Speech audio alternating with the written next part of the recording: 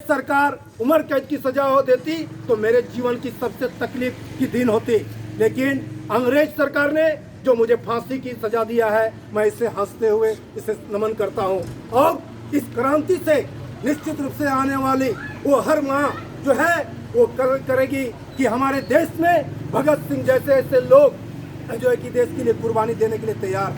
आप जानते हैं कि भगत सिंह का जो सोच था वो सिर्फ आज़ादी के लिए नहीं, बल्कि अंग्रेजों को हटाकर सिर्फ चंद लोगों के हाथों में सरकार बने, ऐसी सोच उसकी नहीं थी।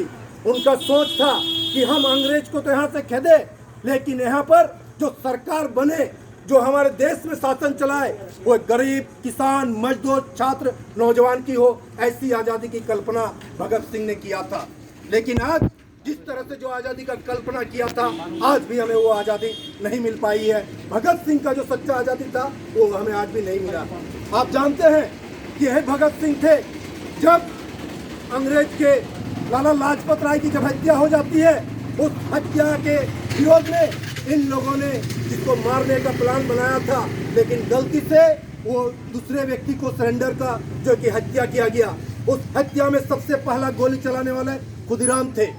उससे पहले इन लोगों के ऊपर केस चल रहा था। आप सब जानते हैं अंग्रेज सरकार ने जो सेफ्टी बिल पर किया था, उस ट्रेड सेफ्टी बिल, उसके खिलाफ में पूरे देश में आंदोलन चल रहा था। और जेल में उस समय जो है कि आंदोलन जो चल रहा था, और उस समय इन लोगों के द्वारा निर्णय लिया गया कि हम लोग इस बहरी गुंडी सरकार को, इस कानून का विरोध करने के लिए जो है कि न्यायालय के समक्ष जो संसद था, जो केंद्रीय संसद जो दिल्ली में था, वहाँ पर बम फेंकना है। बम फेंकने के लिए क्रांतिकारियों में इतनी उत्साह था कि उन लोगों में जज्बा था कि सब कोई चाह रहा था कि हम बम फेंके, हम बम फेंके।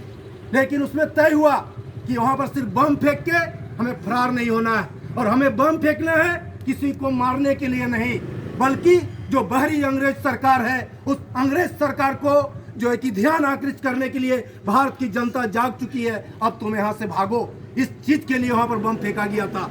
बम फेंकने के बाद बटुकेश्वर दत्त और भगत सिंह ने गिरफ्तारी दिया, और गिरफ्तारी के पीछे उद्देश्य था कि हमारा जो पर्चा भी बांटा गया, उनका उद्देश्य था कि हम जो है अंग्रेज के समक्ष जो बम फेंके हैं, सांसद भवन में हमने जो बम फेंका, हम इस बम से किसी अधिकारी को मार भी सकते थे, लेकिन मारना हमारा उद्देश्य नहीं।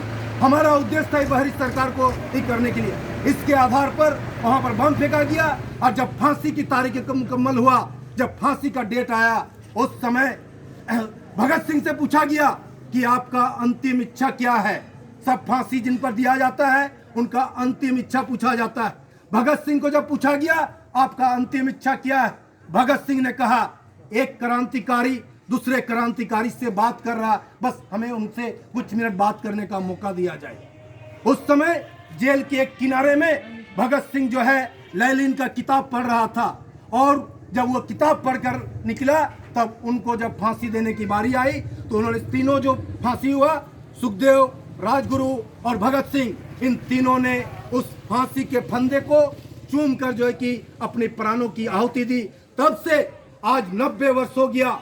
लोग बहुत आते हैं, जन्म लेते हैं, और जो जन्म लेते हैं उनको मरना निश्चित है, लेकिन भगत सिंह, सुखदेव और राजगुरु हमारे देश को आजाद कराने के लिए जो अपने प्राणों की आहुति दिया है, आज भी वो भगत सिंह हर एक नौजवान के दिलों में बसा है। इन्हीं चंद शब्दों के साथ मैं हम तमाम लोगों को मजदूर सेवा संगठन की ओर से धन्यवाद देता हूँ। साथ ही मजदूर सेवा संगठन ने जो इस चौक में एक क्रांतिकारी चौक के नाम पर, इस शहीद शहादत दिवस के नाम पर जो चौक बनाने का निर्णय लिया, मैं उनके निर्णय, संगठन के उस निर्णय का समर्थन करता हूं।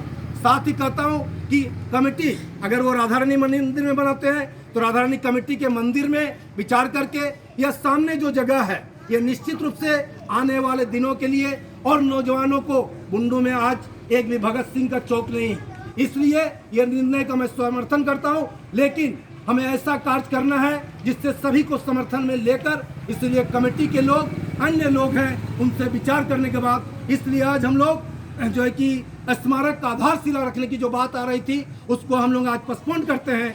आने वाले दिनों में हम लोग प्रयास किया जाए कि आने वाला जो 23 मार्च होगा, उस 23 मार्च से पहले हम ये सारा निर्णय लेने के बाद इस चौक को एक शहीदी चौक, एक क्रांतिकारी चौक के नाम से जाना जाए। इन्हीं चंद शब्दों के साथ मैं अपनी वाणी को विराम देता हूँ। जय हिंद। भगत सिंह सुखदेव अमर रहे।